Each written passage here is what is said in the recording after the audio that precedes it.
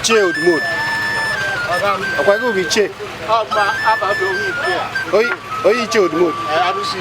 Alusi Odumodu. Onye Ichie. Alusi Odumodu. Nke ị na-eme kịta? A na-eme ọkụkọ. Ọkụkọ m kwuru na Odumodu, Alusi Odumodu. Ka m na-eji kịta.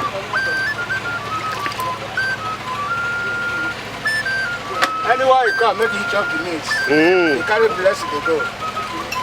With the blessing.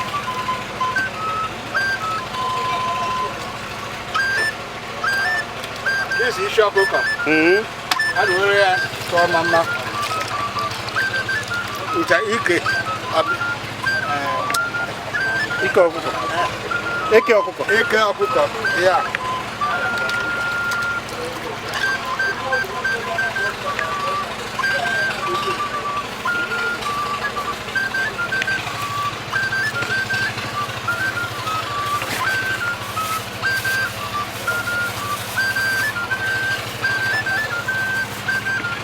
This is Maggi, this Ose, this Unu, this Unu, this Manu, and Iju, this is Chokuka.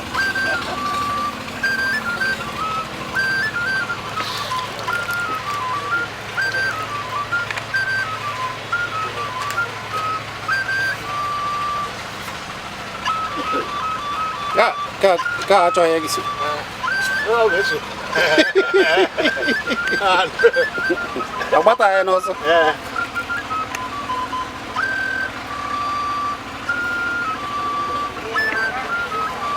This is what they cut now. Now they go use pray for give Odumodu first before Odumodu will really me. Yes. Can they more? You do more. It didn't matter we chop before we eat.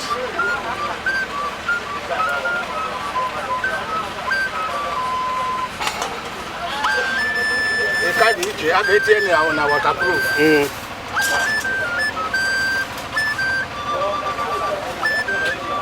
If we put out the yam, no go see yam to collect. Okay.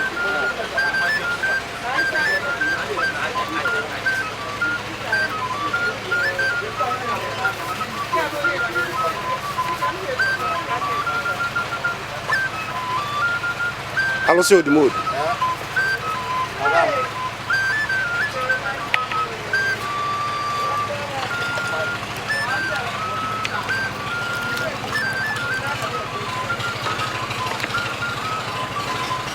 Now, ladies and gentlemen, I have a good morning or good afternoon or good evening. Anybody will have sickness, stroke, headache, stomach, any kind of sickness. Woman will carry belly. Even 9 months is supposed to born. You can born 10 months or born 11 months. If you come here, they get medicine where they will use to cook. They will cook them with a borogu. They will cook them on the fire. So they carry and give the woman drink. Any woman, well, no carry belly. If you come here, you will carry belly. Oh, borogu, I can hear. You go wash the whole system, everything out for toilet, and you urinate for the other one outside. Even if they urinate safe, you no go see them. Even if shit is on toilet, you no go see them. But everything you go wash out before setting up. Only I give out that 1 week. You will carry belly.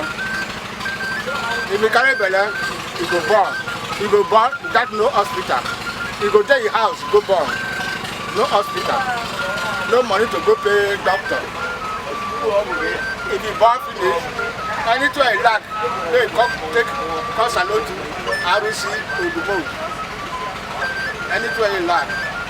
They only charge you. If you like, you carry fowl. If you like, carry cow. If you like, carry goat. If you like, carry ram. Anyone, what you carry for, that's all they will take them. So now, the remaining yam now to put up a fire. I want to put the yam now, make a put up a fire. Make a start to cook them. Give me only 10 minutes. The food will be done. Quick.